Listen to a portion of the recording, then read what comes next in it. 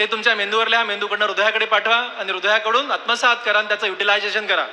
Utilise करा. ते काय सांगणार आहे तुम्हाला? शब्द जरा बारीक बारीक ऐका. कमिटमेंट शब्द जरा बारीक बारीक ऐकायचे. Commitment. You should be committed. Commitment म्हणजे नेमकं काय करायचं असतं? You should be committed. नेमकं कमिटमेंट म्हणजे काय असतं? किती लोकांना माहिती आहे? हातवर करा. मी सांगतो. Commitment means you are committed for your 11th and 12th science. Commitment म्हणजे तुम्ही 11वी 12वीला एक कमिटमेंट करून आलात की आम्हाला डॉक्टर व्हायचं आहे. That is called as commitment. बरोबर? किती लोकांनी ही कमिटमेंट केली आहे? वा, मी पण केली आहे.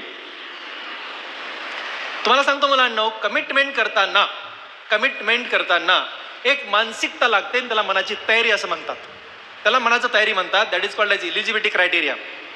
एक मानसिक तयारी लागते की आपल्याला करायचं आहे. हे आपल्याला करायचं म्हणजे करायचं आहे. काय होतं? सुरू करतो, पक्क सुरू करतो, 100% सुरू करतो, पण तसंच होत नाही. बरोबर? सगळं ठरलं होतं सर, सगळं असं ठरलं होतं, असं केलं होतं, पण झालं नाही हो. कमिटमेंट कुठेतरी राहिली. असं घडतं की नाही घडतं? असं घडतं. कमिटमेंट करूनही घडतं, तुमच्यातही घडतं, माझ्यात पण असंच घडतं. मग काय करायचं? तर कमिटमेंटला सोडायचं नाही. जसा विवेक सांगत होता, एकदा, दोनदा, तीनदा, चारदा, पण त्यानं कमिटमेंट सोडली नाही. कमिटमेंटला सोडायचं नाही. म्हणजे काय करायचं असतं? तुम्हाला एक सांगतो मी. तुम्हाला सगळा पाठ आहे की विठ्ठल लहाने 4:45 वाजता पहाटेचं काम सुरू करतात. सगळ्या लातूरलाच नव्हे, महाराष्ट्राला नव्हे, आता जगालाच माहीत झालं. मी 4:45ला माझं काम सुरू करतो आणि संध्याकाळी 6:30ला श्वास घेतो. पहाटेचे 4:45 ते संध्याकाळी 6:30 मी एकदा पण श्वास घेत नाही. आणि न श्वास घेता काम कसं करायचं हे कुणालाही बघायचं असेल, मी अनेक वेळा चॅलेंज केलंय, त्यांनी एक दिवस माझ्यासोबत राहायचं. एक दिवस तुमचं काम करू नका, फक्त सोबत राहा. तुमचं 1 किलो वजन नाही कमी झालं मला विठ्ठल नाणे म्हणायचं नाही. हे माझं चॅलेंज आहे, ओपन चॅलेंज. फक्त एक दिवस सकाळचे 4:45 ते संध्याकाळचे 6:30 माझ्यासोबत राहायचं. कुणी पण, पालक, विद्यार्थी, कुणी पण. हे असं वेडासारखं काम करतोय मी, तरी सुद्धा कमिटमेंट इज कमिटमेंट. मी तुम्हाला ते सांगत होतो. What is commitment? Is commitment. रात्री 6:30ला घरी गेलो, कामं संपून. 10:30 वाजता एक पेशंट आला. त्याला बघायला आलो. विशेष अडचणीचा नव्हता. तुझी सर्जरी सकाळी करतो म्हणालो. झोपायला गेलो. 15 मिनिटात जाऊन झोपल्यास 15 सेकंदात झोप लागते. झोपून गेलो. रात्री 2 वाजता पुन्हा एक पेशंट आला. 2 वाजता पुन्हा एक पेशंट आला. आता तो पेशंट बघायला पुन्हा गेलो. खाली हॉस्पिटलमध्ये गेलो, वरती राहतो मी. हॉस्पिटलमध्ये गेलो, त्या पेशंटकडे पाहत होतो. पेशंट होता एक साधारणपणे 10 वर्षाचा मुलगा. बघा, तुम्ही डॉक्टर होतात म्हणून मुद्दाम उदाहरण देतोय. 10 वर्षाचा मुलगा. त्या मुलाचं शेतामध्ये जनावरांना चारा टाकण्याची एक कात्री असते, माहिती आहे? विळी, मोठी कात्री असते. त्या कात्रीमध्ये ते चारा कापताना याचा हातच कापला गेला. याचा हात इथून 2 तुकडे, तो हात वेगळा आणि हा हात वेगळा. पिशवीमध्ये घेऊन तो माणूस आलेला. तो हात पिशवीत तुटलेला आणि हा मुलगा तिथे. रात्रीचे 2 वाजले. मी गेलो, त्याला पाहत होतो. त्याने ते हात दाखवला, साहेब असं झालंय. ही घटना संध्याकाळी घडली असेल, पण कुठून कुठून लोकांना माझ्यापर्यंत पोहोचायला इतका वेळ लागला. मी त्याच्याकडे पाहत राहिलो आणि मी त्या हाताकडे पाहत राहिलो की हातामध्ये नसा किती आहेत, मी किती नसा जोडू शकतो, मी यातलं काय काय करू शकतो, असं मी त्या हाताच्या नसाकडे बघत होतो. जो हात तुटला त्याच्याकडे बघत होतो. आणि हा माणूस म्हणजे पेशंटचा वडील मला म्हणतो, सर किती पैसे लागतात? सर किती पैसे लागतात? सर किती पैसे लागतात? त्यानं 3दा विचारलं तरी त्याला उत्तर मी देतच नव्हतो. मी त्या हाताकडे बघत होतो की त्या हाताचा नसा मी जोडू किती शकतो. शेवटी तो माणूस म्हणाला, माझा प्रश्न त्याच्याकडे गेला, तुम्ही काय करता? माझा प्रश्न वडिलाकडे. म्हणाला, साहेब मी दुसऱ्याच्या शेतामध्ये सालगडी म्हणून नोकरी करतो. सालगडी नोकरीचं, ज्या लोकांच्या शेतात नोकरी करणाऱ्याचं हे मुलगा. पुन्हा त्याचा प्रश्न, साहेब पैसे किती लागतात? मी त्याला समजून सांगतो, ह्याला नसा एवढे असतात. किती लोकांनी अनाटॉमी अभ्यास केली मला माहित नाही, पण हातामध्ये खूप जास्त नसा असतात. शरीरामध्ये एवढ्या नसा कुठेच नसतात. आर्टरी, वेन, टेंडन, मसल सगळं त्याला जोडायचं आहे मला. आणि मी त्याचा अभ्यास करतो की एका बोटाला 4-4 नसा 20 नसा ह्या आणि बाकीच्या मसल्स 41 नसा मला जोडायच्यात. मी अभ्यास करतोय, प्लस तेवढे बोन्स हाडं पण जोडायचे. आणि मी त्याचा अभ्यास करत बसलो की ह्याला मला कसं जोडता येईल आणि तो सर पैसे किती लागतात. मी तरी उत्तर त्याला दिलं नाही. शेवटी तोच म्हणाला, सर मी तुम्हाला 5,000 रुपये देऊ शकतो, ते पण उद्या, आज काहीच नाही. तुम्हाला माहित नसावं मित्र, या सर्जरीला साधारणपणे 8 ते 10 तास लागतात. या सर्जरीची किंमत आपल्या देशामध्ये साधारणपणे 5 ते 6 लाख रुपयाच्या खाली ही सर्जरी ह्या देशात कधीच होऊ शकत नाही. आणि हा माणूस मला म्हणतो की मी तुम्हाला 5,000 रुपये देऊ शकतो, ते पण उद्या. 10 लोकांची टीम घेऊन जेव्हा मी सर्जरी करतो, तेव्हा 10 लोकांची टीम घेऊन मी जेव्हा सर्जरी करतो, तेव्हा ही सर्जरीला आत्ता मला साधारणपणे 8 तास लागतात. सुरुवातीच्या काळामध्ये मला याला 22 तास लागायचे. ही आहे सर्जरी. त्याला हँड रिप्लांट असं म्हणतात. आणि तरी मी त्याच्याकडे बघत नाही. मी माझ्या बोलतज्ञाला फोन केला आणि मी म्हणालो, सर असा पेशंट आहे, आपल्याला सर्जरी करायची. डॉक्टर राजेश शाह माझा बोलतज्ञ आहे, ग्रेट माणूस आहे. हो सर म्हणाला आणि पुढच्या 15 मिनिटात तो आला. त्या पेशंटला उठीत घेतलं, त्यांनी बोल दिली आणि मी सर्जरी सुरू केली. ही सर्जरी संपायला पुढच्या मला 8 तास लागले. आमचा दिवस मागे पुढे झाला. तो दिवस पुन्हा ॲडजस्ट करता करता 8 दिवस गेले. एकदा एक दिवस मागे पुढे झाला की मला ॲडजस्ट करायला 8 दिवस लागतात. कारण मी मिनिटामध्ये मला मोजत नाही, मी सेकंदात मोजतो. 15 सेकंद 20 सेकंद असं मी मोजतो. आणि जेव्हा ॲडजस्ट करायला आमचे पुढचे 8 दिवस गेले. पेशंटचा हात मस्त जुटला, पेशंट छान झाला, प्रचंड विठ्ठल राहण्याला आनंद झाला. दुसऱ्या तिसऱ्या चौथ्या दिवशी 5व्या दिवशी त्या पेशंटचे वडील मला भेटले आणि मला म्हणाले, साहेब मी 5,000 रुपये घेऊन आलोय. आता काय म्हणायचं. मी म्हणालो, राहू द्या, हे 5,000 रुपये राहू दे. नाही साहेब, मी हे तुम्हाला 5,000 रुपये देणार म्हणजे देणारच. मित्र, this is called as a commitment. This is called as commitment. याला कमिटमेंट म्हणतात. Okay. Commitment is not measured in money. Commitment is not measured in money. Commitment is measured in success. म्हणून तुम्ही कमिटमेंट काय करताय. आज रात्री उशीर झाला, आज काल अभ्यास झाला नाही, थोडासा टाइमपास झाला, तो भरून काढायचा असतो. कारण you are committed. Your commitment. आज माझी झोप झाली नाही, दीज आर नॉट आन्सर्स. हे उत्तरं नाही आहेत. आणि मी म्हणालो असतो की मी रात्री थकलोय, आता मी करू शकत नाही, तर या लेकराचा हात कोणी वाचू शकलं नसतं, कोणीच वाचू शकलं नसतं. पण I am a doctor, I am committed to my patient. You are a student, you are committed to your books and reading and study. हे ज्याला कळालं ती जगातली मोठी माणसं झाली. ज्याला कळालं नाही ते मला माहित नाही काय झाली, ते पण ज्याला कळालं ती पक्की मोठी माणसं झाली. आणि this is what is expected from you guys. म्हणून तुम्ही कमिटमेंट अशी घ्या. कशी घ्या की you are committed to study. मला हेच कळत नाही की मुलांनी अभ्यास नाही तर काय करायचं. म्हणजे मला कधी कधी प्रश्न पडला मी तुमच्याकडे असताना की शाळेत जायचं ना अभ्यास नाही तर काय करायचं, म्हणजे काय करायचं काय. म्हणजे मला पडलेला खूप मोठा प्रश्न होता. आणि म्हणून मी पुस्तकं पाठ करायचो. कारण अभ्यासाशिवाय मला काही करायचंच नसतं, म्हणजे काय नव्हतंच करायला. तुमच्याकडे काय करायला मला ते तरी सांगा एकदा, म्हणजे मला कळावं. म्हणजे मला हे कळत नाही की मुलांना अभ्यासापलीकडे करायचं काय असतं, कारण मला माहित नाहीये. म्हणजे काय असेल तर सांगा, पुढच्या भाषणात मी ते सांगतो हे करावं. आहे काय नाहीये. मग you are mean for the study. So commitment is your study. आणि ज्या ज्या लोकांना कळलं की दिस माय कमिटमेंट, त्यांना काही अडचण येत नाही. नंबर 2, कमिटमेंट संपली. त्यांनी सांगत होते सातत्य. कुठलीही गोष्ट आहे ना एका दिवसात होत नाही. एका दिवसात होत नाही. बघा, आज अभ्यास केला आणि उद्या अभ्यास नाही केला, जमत नाही. दररोज अभ्यास करायचा, फिक्स करून करायचा, ठरवून करायचा. तुम्ही कन्सर्न असणे. You should be always concern or study. ज्या ज्या लोकांना कमिटमेंट आणि कन्सर्न हा शब्द कळाला त्याला कॉन्फिडन्स हा शब्द येतो. पुन्हा एकदा ऐका. ज्याला कमिटमेंट हा शब्द कळतो, जो कन्सर्न अबाउट हिज स्टडी असतो, त्याला आपोआप कॉन्फिडन्स हा शब्द त्याच्या मनात तयार होतो.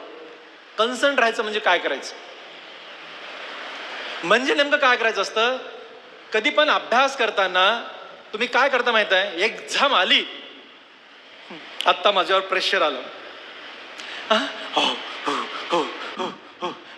पानं उलटता नाके 9. असे लेकरं आयुष्यात यशस्वी होत नाहीत. खूप ब्लंट स्टेटमेंट करतो मी, पण तुम्हाला प्रामाणिकपणे सांगतो मुलांनो, डे 1 पासून अभ्यासाला सुरू करा, डे 1.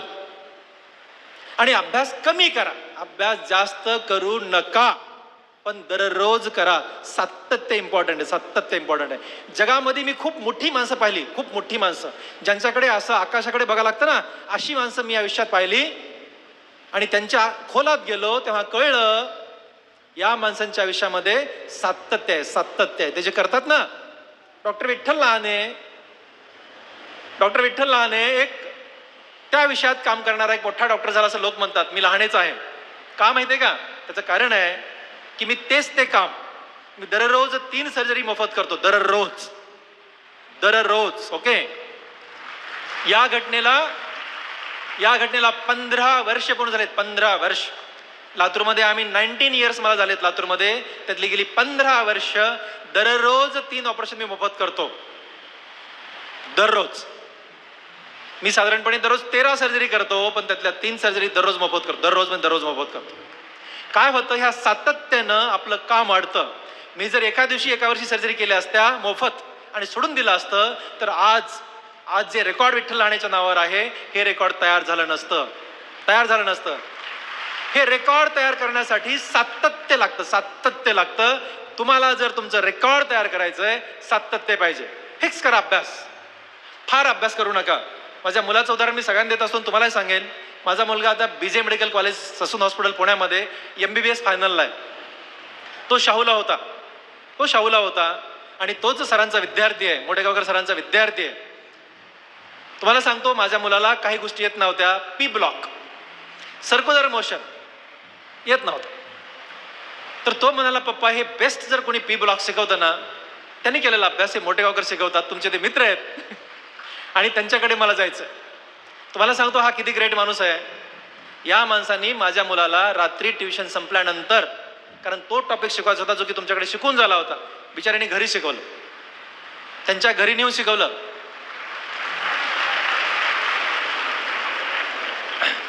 आणि मी प्रसादचं उदाहरण एवढ्यासाठी देत होतो की त्याची एक स्टडी करायची स्टाईल होती. शाहूला होता, सकाळचे 7 ते संध्याकाळी 7 कॉलेज, हे सगळ्यांना तुम्हाला माहिती आहे. ट्युशन नव्हती, पण फक्त 45 मिनिट त्याला मिळायचे, जाणं येणं सगळं मिळून. आम्ही त्याला 10 वाजता रात्री झोपवायचो आणि पहाटे 5:45 उठवायचो. एवढं काम बाप आणि माय म्हणून आम्ही करायचो, बाकी आम्ही काही करायचो नाही.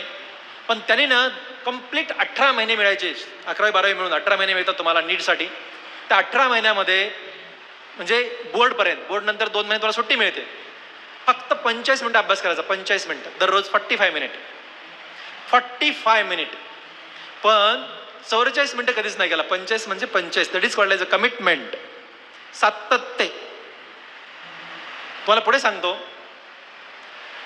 त्याचं जेव्हा म्हणजे तुमची एक्झाम संपली बोर्डची, PL प्रिपरेटरी लिव्ह मिळाल्या, तर तो ना ठरवून अभ्यास करायचा. 3 तासाचे ब्रेक घ्यायचा, 3 तासाचे ब्रेक, 3 तासांनी ब्रेक. तर समजा कधी कधी मला खूप घाई आहे आणि मी सोबत जेवण करायचो, तर तो म्हणाय, जर कधी 2 तास 50 मिनिटे झालीत आणि 10 मिनिटं राहिलीत आणि मी जर त्याला इशारा केला, डिस्टर्ब करत नव्हतो पण इशारा केला की आज जरा लवकर जेवून मला जायचं ओपडीमध्ये, तो उठायचा नाही. हाईट म्हणजे एक दिवस फक्त 1 मिनिट राहिला होता, 1 मिनिट राहिला होता. 2 तास 59 मिनिटे झाली होती आणि मला खूपच घाई होती. मी त्याला थोडा इशारा केला की आपण प्रसाद आता जेवण करून घेऊ. त्याने माझ्याकडे पाहिलं पण नाही. तो 1 मिनिट जेव्हा पूर्ण झाला तेव्हाच बाप्पा उठला. This is called as a commitment boys. तुम्हाला मी सांगतोय मुलांनो, ह्याला कमिटमेंट असं म्हणतात. अभ्यास करायचा ना, तर there is no other distractions. एक पण जगामध्ये तुमचा डिस्ट्रॅक्शन नाही आला पाहिजे, एक पण. नंबर 2, सातत्यानं अभ्यास करताना विषयाची सांगड घालणं जमलं पाहिजे. म्हणजे काय, विषय सांगड घालायची म्हणजे नेमकं काय करायचं. काही लेकरांना केमिस्ट्री आवड जातं, मोठेगावकर सरांमुळे सोपं होतं. काही लोकांना फिजिक्स आवड जातं, काही कमी प्रमाणात लोकांना बायोलॉजी अवघड जातं. सगळ्यांना अवघड बायोलॉजी जात नाही. त्याच्यामुळे हे दोघं जण नशिबान आहेत, IIB वाले. पण तुम्हाला मी काय सांगतो आता, सांगड कशी घालायची जरा बारकाय नाही का. हे मला असं कळत नव्हतं, हे प्रसादने मला सांगितलं. पप्पा म्हटला, मी बायोलॉजीचा एवढा अभ्यास करणार आहे की बायोलॉजीमध्ये मी 100% मार्क घेणार आहे. ऐकलं का तुम्ही, 100%. थोडंसं मला पटलं नाही. मी त्याला म्हणालो का, कारण म्हणे पप्पा माझे केमिस्ट्रीमध्ये काय मार्क पक्के कटणार आहेत आणि फिजिक्समध्ये पण काय मार्क पक्के कटणार आहेत. लेकरांना सांगण कशी घालता येते हे तुम्हाला कळलं पाहिजे. एखादा जर विषय थोडा अवघड जात असेल, पण मला बायोलॉजी खूप छान येते पप्पा, मी 100% मार्क घेतो, मी नाही म्हणणारा बाप नाही आहे. आणि माझं लेकरू पण तुम्हाला सांगतो, बापाने छातीवर हात एवढं चांगलं लेकरू आहे, त्याच्यामुळे त्याच्यावर माझा 110% विश्वास आहे. तो म्हणतो इज राईट. हो ठीक आहे म्हणालो मी. आणि तुम्हाला सगळ्या लेकरांना सांगतो मी, त्यांना 11वी-12वी नीट होती, पण नेमकी 12वीची एक्झाम बोर्डची संपली, बोर्ड एक्झाम संपली आणि नीट संपून CET आली 2 महिन्यामध्ये. तेव्हा खूप लेकर डिस्टर्ब झाले, प्रचंड डिस्टर्ब झाले. आम्ही पालक म्हणून खूप लोकांकडे गेलो, पण समाव ते नीटची काही नीट राहिली नाही. 1.5 वर्ष नीट शिकल्यानंतर पुन्हा लेकरांना CET द्यावं लागली. तो डिस्टर्ब झाला. मी म्हणलं आता रे आता काय करायचं, एक्झाम तुझं पॅटर्न सगळं बदललं. नाही मला पप्पा, तरी पण बायोलॉजीमध्ये मी 100% घेतो, काय करावं. तुम्हाला सांगतो मला अण्णो का, तर मला फिजिक्स केमिस्ट्रीमध्ये 2-3 मार्क माझे कटणार आहेत. आणि म्हणून एखादा चांगला विषय येतोय ना, त्याच्यावर फुल कॉन्सन्ट्रेट करायचं. हा त्यानं सांगितलेलं नॅक आहे, तुम्ही पण ही नॅक अप्लाय करा. आणि तुम्हाला सांगतो त्याची नीट एक्झाम झाली. एक्झाम सेंटरचा तो बाहेर आला आणि त्याने मला फोन केला, पप्पा बायोलॉजीमध्ये 100%. तिथून फोन केला. मी काही घ्यायला गेलो नव्हतो, सोडायला गेलो नव्हतो, असा बापच नाही जायला. मी त्याचं MBS ॲडमिशन घ्यायला पण मी गेलो नव्हतो. पण तुम्हाला सांगतो मला अण्णो, त्याची की आन्सर की आली, ते जाऊ दे, ते महत्वाचं नाही आहे. ती आन्सर की आली आणि आन्सर की आल्यानंतर त्याचा 1 मार्क गेला, 99 झाले. तो कॉलेजमध्ये गेला आणि कॉलेजमध्ये रडतच घरी आला. म्हणलं का, म्हणे पप्पा 1 मार्क माझा गेला. म्हणलं जाऊ दे ना, म्हणजे तुला बेस्ट मधलं बेस्ट गव्हर्नमेंट मेडिकल कॉलेज मिळतं, काय करायचं, एवढ्या पहिल्या याच्यामध्ये मेरिटमध्ये तू आहेस, काहीच अडचण नाही आहे. नाही पप्पा म्हणे, माझ्याकडे 12 प्रूफ आहेत, 12 की माझं आन्सर बरोबर आहे. अरे म्हणलं 1 मार्क प्रसाद जाऊ दे. नाही म्हणला, मला फक्त कॉलेजमध्ये तुम्ही फोन करा, मला कॉलेजमध्ये जाऊन कंप्लेंट करायची, कंप्लेंट ते काहीतरी युनिव्हर्सिटीला कुठं बोर्डाला कंप्लेंट करायची मला. म्हणलं मी नाही फोन करणार, तू तुझा 1 मार्कासाठी पप्पा काही फोन करणार नाही. तुम्हाला हाईट सांगतो मला अण्णा, तो कॉलेजमध्ये गेला, जाधव सरांना भेटला, दुरकर मॅडमला भेटला आणि ते रीतसर त्यांनी आपल्या डायरेक्टर ऑफिसमध्ये कंप्लेंट केली. त्याच्या कंप्लेंटवरती एक कमिटी बसली, 12 लोकांची कमिटी बसली आणि त्या 12 लोकांनी सांगितलं की त्याचंच बरोबर आहे आणि त्याला पुन्हा 100 मार्क पडले.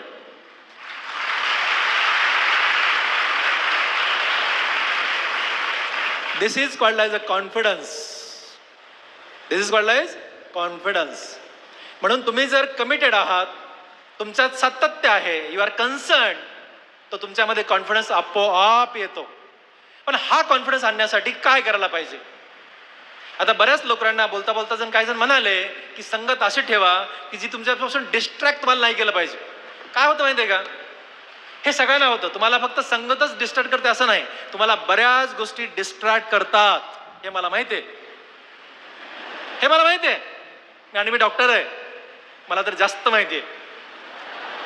पण तुम्हाला सांगतो मला अण्णा, कधी डिस्ट्रॅक्ट व्हावं आणि कधी डिस्ट्रॅक्ट होऊ नये हे ज्या ज्या लेकरांना कळालं ते लेकरं काही वर्षांनी स्टेजवर बसतील आणि ज्यांना कळालं नाही त्यांचं मला काहीच माहित नाही. मी काय सांगतो तुम्हाला की डिस्ट्रॅक्शन काय असतं. What is distraction. डिस्ट्रॅक्शन म्हणजे तुमच्या ध्येयापासून तुम्हाला दूर घेऊन जाणारी गोष्ट. तुमच्या ध्येयापासून तुम्हाला दूर घेऊन जाणाऱ्या गोष्टीला डिस्ट्रॅक्शन असं म्हणतात. तुम्ही अभ्यासाला बसलात की ते अभ्यास डोक्यात जातच नाही, दुसरंच कधी डोक्यात जातं, that is called as distraction. आणि हे डिस्ट्रॅक्शन होताना तुम्हाला कसं दाबून धरायचंय हे एक छोटं उदाहरण सांगतो मी. तुम्ही नेमकं काय व्हायला पाहिजे, डिस्ट्रॅक्शन तुमच्यामध्ये नाही आलं पाहिजे, तुम्ही डिस्ट्रॅक्शनला दूर नेलं पाहिजे, यासाठी तुम्ही काय करायला पाहिजे. छोटं उदाहरण सांगतो. एक छोटं गाव असतं, गाव, त्या गावामध्ये एक सरपंच असतो, बारकाय नाही का, आणि त्याच्या गावामध्ये कसा मलखांब, मोठा एक खांब तो लावतो, मोठा खांब, बांबू लावतो आणि तो सांगतो सगळ्यांना या बांबूवर जो चढेल टोकापर्यंत त्याला मी 2000 रुपये बक्षीस देणार, 2000 रुपये बक्षीस देणार. खूप मोठा बक्षीस आहे ते. आणि तो एक शहाणा असतो माहिती आहे का, तोच एक माणूस खूप शहाणा असतो जो हे शर्यत लावतो.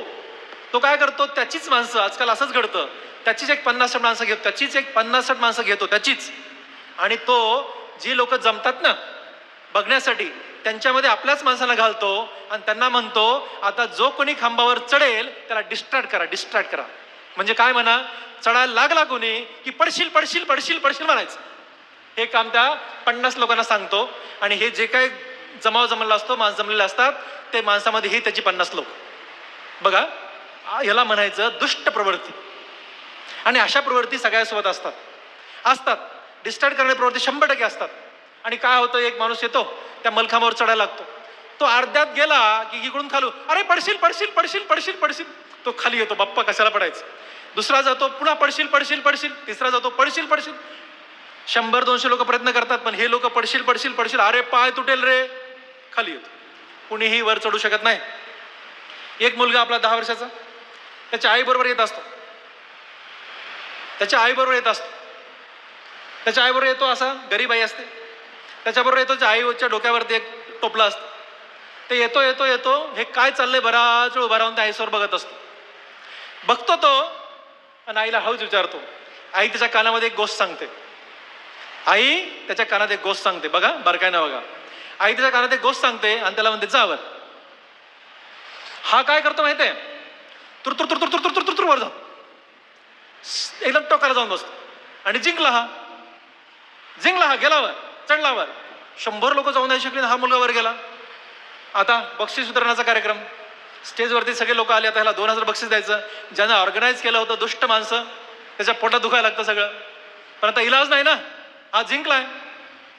तो आला वरती की मग त्यातला एक माणूस त्याच्या आईजवळ जातो आणि त्याच्या आईला विचारतो, तू त्याच्या कानात काय सांगितलीस, तू त्याच्या कानामध्ये काय सांगितले की तो बुर्र वर गेला. त्याची आई काय म्हटली माहित आहे, बारकाई नाही का आता, त्याची आई काय म्हटली, माझा मुलगा बहिरा आहे.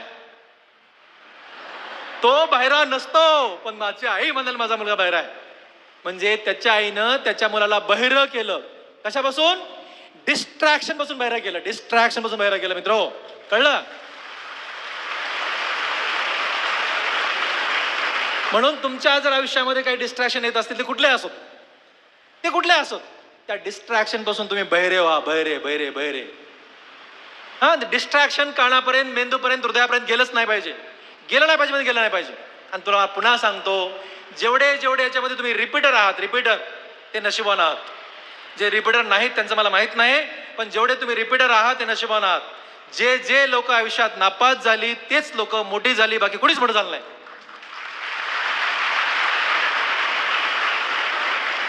जर कोणी तुमच्यातलं रिपीट करत असेल, कुणी रिपीट, मला माहित नाही तुम्ही रिपीट करता न करता, पण कुणी जर रिपीट करत असेल तर तुम्ही असं छातीवर मारून घ्या. तुमच्या बापा मायला पण सांगतो, तुम्ही पण छातीवर मारून घ्या की तुमची ही लेकरं जगातली सगळ्यात टॉप लेकरं होणार.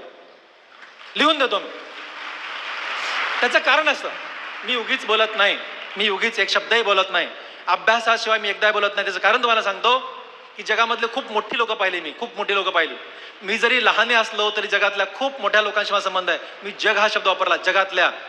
मी भारत देशापुरतं बोलत नाही, जगातल्या म्हणतो, जगातल्या. मित्र, मी जगातली खूप मोठी माणसं पाहिली, प्रचंड मोठी माणसं पाहिली.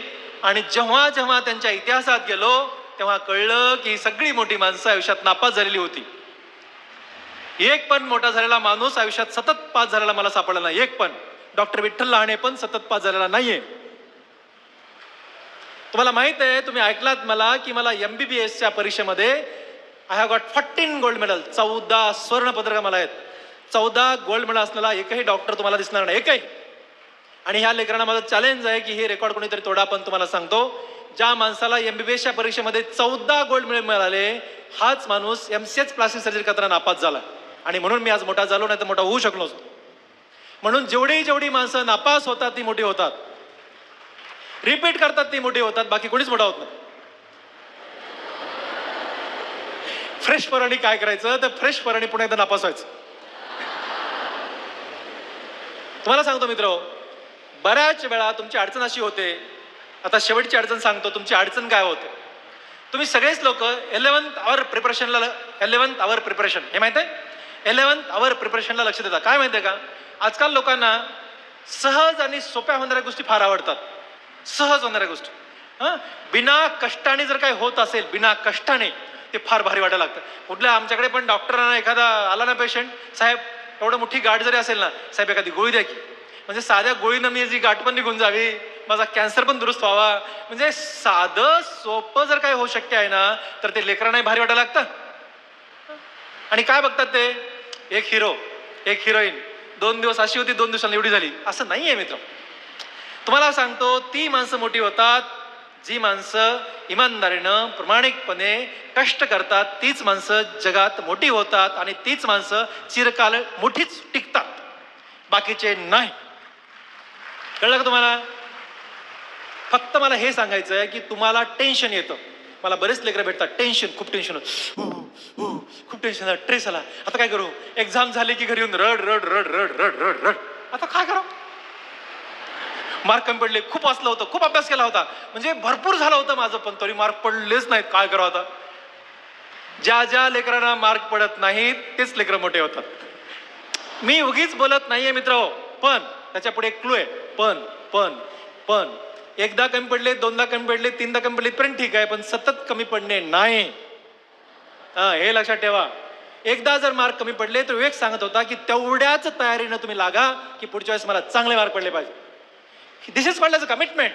आपल्या ध्येयाकडे वाटचाल करताना आपली एक कमिटमेंट असली पाहिजे की मार्क कमी पडतात म्हणजे काय, आणि हे करण्यासाठी काही लागत नाही. तुम्हाला सांगतो मित्र, काहीच लागत नाही. पुस्तक आहे यार, पुस्तक आहे, काय मोठी गोष्ट आहे अशी, पुस्तक आहे, काहीच मोठी गोष्ट नाहीये. म्हणजे असं काय नाही आता की आपल्याला एव्हरेस्ट शिखर पार करायचं, असं काहीच नाहीये, असं काहीच नाहीये. किंवा कधी कधी असं घडतं, तुम्हाला सांगतो, तुम्ही जेव्हा डॉक्टर व्हाल तेव्हा अशा अडचणी आमच्याकडे येतात. तुम्हाला एक छोटी अडचण सांगतो मी. एक पेशंट म्हणजे एक मुलगा रस्त्याने जात होता रस्त्याने, आणि तुम्ही पाहिलं असेल कधी, एक मोटरसायकल चालवत होता, मोटरसायकल, आणि जो मागे बसला होता मागे, तो काच, एक मोठी काच, खिडकीला लावायची मोठी काच, इथं ठेवून असा बसला होता धरून. असं तुम्ही बऱ्याच वेळा पाहिलं असेल, रस्त्याने असे जातात, तुम्ही नेहमी एक रस्त्यावर असता, रस्त्यावर एक मुलगा चाललाय, मोटरसायकल एक जण चालवतो, पाठीमागे बसलेला कार्पेंटर आहे तो, कुठल्या तरी खिडकीला काच बसवण्यासाठी दुकानातून काच विकत घेतलीये, मानेवर ठेवला आणि चालला. दुर्दैव मी तुम्हाला अडचण काय सांगत होतो की समोर त्या मोटरसायकल ऍक्सिडेंट झाला. त्याच्या पुढचं दुर्दैव असं की नेमका तो ग्लास पडला, फुटला, पण तो नेमका मानेत बसलाच, आणि ह्या लेकराची मानच कापली. काय सांगू मुलांना तुम्हाला, म्हणजे तुम्ही इमॅजिन करू शकत नाहीत. ते मानेतलं ते रक्त असं ते पूर्ण, म्हणजे इमॅजिनच करू शकत नाही तुम्ही, सिच्युएशन इमॅजिन करू शकत नाही. आणि कुणाला तरी माहित होतं, डॉक्टर विठ्ठल लहाने कुठली नस जोडणारा प्राणी आहे, त्याला त्या मानेला हात लावून, त्याचा एक ओळखीचा डॉक्टर होता, डॉक्टर आशिष चलवदे नावाचे डॉक्टर आहेत, त्या हाडाचे डॉक्टर आहेत, पण त्यांच्या ओळखीचे होते, त्या पेशंटच्या, म्हणजे ज्याचं लागलं त्याच्या ओळखीचे होते. त्यांनी त्याला सगळ्यात पहिला फोन केला. त्या माणसाने पाहिलं की ह्याची अख्खी नस इथली तुटली आहे, याला लहाने सरांकडे घेऊन जावं लागतंय. तुम्हाला सांगतो डॉक्टर का ग्रेट असतात. तो माणूस त्या हात असा पकडून, नस अशी पकडून इकडे या दोन्ही साईडला नाही पकडायची, दोन्ही साईडला मुद्दाम पकडायची नाही, कारण दोन्ही साईडला पकडलं तर सफोकेशन होतं आणि मेंदू पुन्हा काम करत नाही. म्हणून एका साईडला, हे डॉक्टरना माहीत असतं, हे पकडली त्यांनी नस, आणि पिक्चर कसा असतो, पिक्चर थरार, असा सगळा थरार, युद्ध, हे युद्धाचं पिक्चर तयार झालं. आणि सरळ हे लोक माझ्या ऑपरेशन थिएटरमध्ये, त्याला घेऊन ऑपरेशन थिएटरमध्ये मला पुढे फोन केला, आणि ह्या डॉक्टर चलवदेचा हात तसाच मानेला पकडलेला. मी ऑपरेशन थिएटरमध्ये भूलताना सगळी तयारी, मी चेंज होऊन गेलो, आणि डॉक्टर चलवदेने हात सोडला. सर मी आता हात सोडतोय, पुढे तुम्ही घ्या. हात सोडला आणि ह्याचा अख्खं रक्त छताला. इथं सगळ्यात मेजर रक्तवाहिनी इथं असते, तिला कॅरोटिड आर्टरी असं म्हणतात. आमचं धक्कन झालं. 10 रक्ताच्या बॉटल्या आणल्या होत्या, आम्ही खटाखट दिल्या, पुन्हा 10 आणल्या, पुन्हा खटाखट दिल्या. त्याचा पल्स लागना, नाडी लागना, काहीच होईल. बाहेर आलो, नातेवाईकांना सांगितलं की मी प्रयत्न करतोय, पण मला वाटत नाही तो वाचेल. लोकांचा ना माझ्यावर काय माहित नाही असा विश्वास आहे. कधी कधी मी चिमटा घेऊन बघतो, मीच आहे का साहेब, हे सांगू पण नका, तुम्हाला जे करायचं ते करा. त्याचे वडील मला म्हणतायत, तुम्ही सांगू पण नका, तुम्हाला जे करायचं ते करा, तुमचा मुलगा आहे तो. मित्र, मी मध्ये गेलो, पुन्हा हात सोडला, पुन्हा छताला ब्लड. आम्ही काही नॅट केला की रक्ताच्या थारोळ्यामध्ये ती रक्तवाहिनी सापडणं खूप अवघड काम आम्हाला, तिला पकडायचं होतं आम्हाला. मी अंदाजेच आशिष थोडा हात वर कर म्हणत मध्ये गेलो, आणि एक क्लॅम्प असतो, तो क्लॅम्प लावला की रक्त थांबलं. अंदाजेच लावला होता पण रक्त थांबलं. पण तुम्हाला पुढची गोष्ट सांगतो, रक्त थांबलं इथपर्यंत ठीक आहे, पण जेव्हा आशिषने हात काढला तेव्हा आशिषचा हात असं पण होत नव्हतं आणि असं पण होत नव्हतं. 45 मिनिट ह्या पोराचा हात, ह्या डॉक्टरचा हात तिथे पकडला होता. त्याला हात सरळ करायला 2 दिवस लागले. 2 दिवस असाच हात पकडलेला, त्याच्या सगळ्यांना अशाच बसला आकडून. 2 दिवस तो घरी होता, ओपडीत पण जाऊ शकला नाही. त्यानं हात काढला त्याचा आणि मी माझा हात सुरू केला. एक एक टाका एक एक टाका एक एक टाका एक एक टाका करत, कारण टाका टाकायला त्याला सोडलं रक्तभर. ही सगळी कसरत चालली, दिवस रात्र सुरू आहे. 8 तास झाले, 9 तास झाले, 10 तास झाले, 12 तास झाले, 18 तास झाले, 24 तास झाले, 26 तास झाले.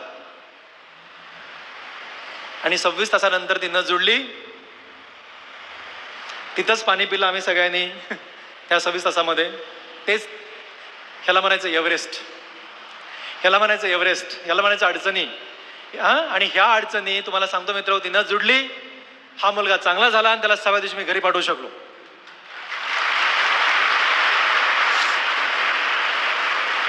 आणि म्हणून तुम्ही डॉक्टर व्हा. जगातलं कुठलंही काम कोणी करू शकतो, पण हे काम फक्त डॉक्टर आणि डॉक्टरच करू शकतो. आणि त्याला काही रिप्लेसमेंटच नाही. डॉक्टर या शब्दाला, डॉक्टर या माणसाला रिप्लेसमेंटच नाही. म्हणून तुम्ही डॉक्टर व्हा मित्र. याच्या एवढं चांगलं या जगात कुठलंच प्रोफेशन नाही, कुठलंच म्हणजे कुठलंच नाहीये. आणि याला म्हणायचं एव्हरेस्टवर जाणे. बरोबर आहे? हे तर तुम्हाला जायचं नाहीये, हे तुम्हाला जायचंय का? मग पुस्तक पाठ करायला काय हरकत आहे? माझा नेहमीचा कन्सेप्ट आहे, पुस्तक पाठ करायला काय हरकत आहे? स्ट्रेस आला, खूप टेन्शन आलं, प्रचंड टेन्शन आलं, आता मला अभ्यासच होत नाही, आता मी नाही अभ्यास करू शकत. माझ्याकडे लेकरं येतात. कालपर्यंत वाटलं होतं की नीट मी क्रॅक काय करणार, क्रॅक करणार ना. क्रॅक करणार म्हणजे क्रॅक करणार, हे लेकरा शब्द आहे तो, मला कधी कधी येत नाही, मी जरा जुना माणूस आहे. क्रॅक करणार नीट, आधी स्टेज क्रॅक करणे माहित होतं, नीट पण क्रॅक करते मला माहित नव्हतं. पण आता ना असं वाटतं सर बहुतेक नाही व्हायचं मला. आता काय झालं तुला? पण तुम्हाला पुन्हा सांगतो मुलांनो, समजा तुम्हाला एक अटेम्प्ट लागला, लागू द्या. समजा तुम्हाला दुसरा लागला तरी लागू द्या. पण ज्या ध्येयासाठी तुम्ही आलात ना, ते ध्येय गाठूनच जा. फक्त महाराष्ट्रातल्या मेडिकल कॉलेजमध्ये तुमचा नंबर लागायचं काहीच कारण नाही आहे. भारत देशातल्या सगळ्या मेडिकल कॉलेजमध्ये तुम्ही असले पाहिजेत, सगळ्या. काही अडचण काहीच नाहीये, 1% पण अडचण नाहीये, कारण तुम्हाला नीट आहे. भारत देशामध्ये जेवढे मेडिकल कॉलेज आहेत त्या सगळ्या कॉलेजला तुम्ही एलिजिबल आहात. आणि म्हणून फक्त महाराष्ट्रातल्या 2-3 मेडिकल कॉलेजला ऍडमिशन घ्यायचा विचार काढून टाका. भारत देशातल्या सगळ्या मेडिकल कॉलेजला आमचेच लेकर असले पाहिजे, हे ध्येय तुम्ही ठेवा. आणि मग पुन्हा सांगतो, सगळ्यात महत्वाचं ट्रेस घेऊ नका. म्हणजे काय करा, जर तुम्ही, सरांनी सांगितलं पेरणीचे दिवस आलेत, सुगीचे दिवस आलेत, आज ठरवायचं. काय ठरवायचं की 5 मेला, यावेळेस किती मेला आहे सर? 5 मे बरोबर. अरे वा, मला पण अभ्यास आहे. 5 मेला तुमची नीटची एक्झाम आहे. 5 मेचा रिव्हर्स टाइम टेबल होणार. रिव्हर्स टाइम टेबल, कुणाला येतो हा शब्द? Reverse time table. हे कळतं शब्द मी काय म्हणतो ते? रिव्हर्स टाइम बदलायचा, रिव्हर्स टाइम टेबल. तिथून मागे यायचं. आणि नंबर 2, एक्झामच्या दिवशी अभ्यास करायचा नाही. मला ना लेकरं पाहिलेत मी, माहिती आहे तुम्हाला, उद्या परीक्षा, हे पण राहिले, आता काय करावं आणि काय नाही करावं. तुम्हाला पुन्हा सांगतो, तुम्ही जर 5 मेला एक्झाम आहे, 4 मेच्या सकाळी 10 वाजता तुम्हाला 2 तास सूट देतो, 12 वाजता अभ्यास बंद करायचा. माझ्याकडनं लिहून घ्या मित्र. आणि प्रसादचं मी तुम्हाला माझ्या मुलाचं नाव सांगितलं, त्याची पण परीक्षा 5 मेला होती. तो 4 मेला दुपारी 12 वाजता मला म्हटला, पप्पा माझा अभ्यास झाला. अभ्यास कधीच होत नसतो, हे तुम्हालाही माहित आहे, मलाही माहित आहे, सगळ्यांनाच माहित आहे. कधीच होत नसतो. मोठेगावकर सर आजही अभ्यास करतायत, विठ्ठल लहाणे आजही अभ्यास करतो. अभ्यास कधी संपत नसतो, पण तो डिक्लेअर करता आला पाहिजे. आणि डिक्लेअर करताना तुम्ही कॉन्फिडंट असले पाहिजे. कॉन्फिडंट असल्याशिवाय डिक्लेअर करू शकत नाही. डिक्लेअर करा आणि दुपारी 12 नंतर दुसऱ्या दिवशी सकाळी 10 पर्यंत काहीही वाचू नका. ऐका माझं. पण तिथं जाण्यासाठी असा मार्गक्रमण करा की दररोज एक शिस्त असली पाहिजे, डिसिप्लिन असली पाहिजे. मी म्हणालो की 4:45 उठतो. मित्र, तुम्ही 4:44 मला फोन करा. किती? 4:44 मी जागा असेल, जागा नाही, मी राऊंड घेत असेल, राऊंड. मी 4:44 माझा राऊंड सुरू करतो. 4:44 4:46 एकदा पण नाही झाले, एकदा पण 21 इयर्स मध्ये. Commitment is commitment. वेळ दिला, फिनिश. हे